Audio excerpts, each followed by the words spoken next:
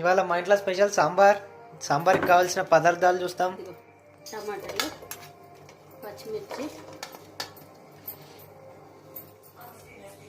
ఉల్లిపాయ ముక్కలు,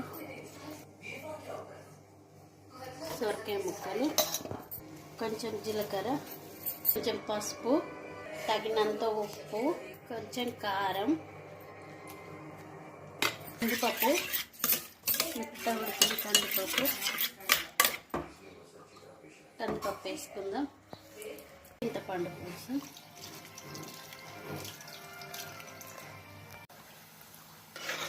వేసుకుందాం.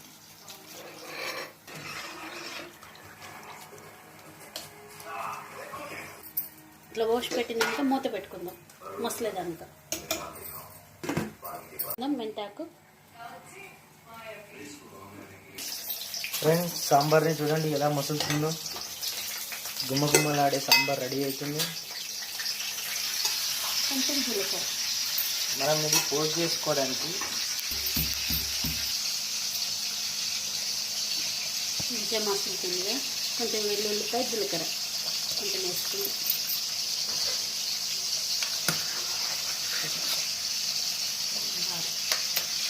సాంబార్ మంచిగా మసులుతుంది. మంచిగా మసాలా చాలా సేపు. పోపు వేసుకుందాం. కొంచెం ఆయిల్ వేసుకుందాం. ఒక 2 పావులు. కొంచెం మెంతి పిండి వేసుకుందాం. జీలకర్ర వేసుకుందాం.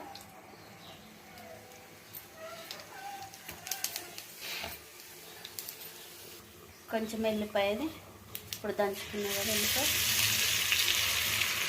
కొంచెం పసుపు,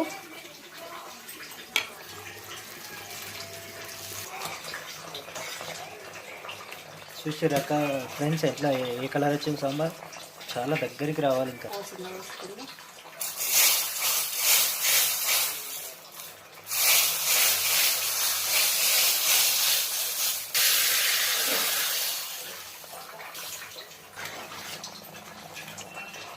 చిక్కగా అయింది కదా. ఇప్పుడు కొత్తిమీర వేసుకుందాం.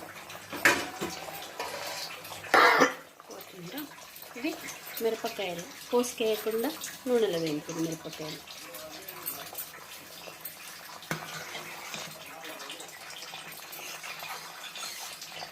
ఇంతే ఫ్రెండ్స్, అయిపోయింది. సాంబార్ ఎలా చేసుకోవాలో చూడండి ఫ్రెండ్స్. లైక్ చేయండి, షేర్ చేయండి, సబ్స్క్రైబ్ చేయండి.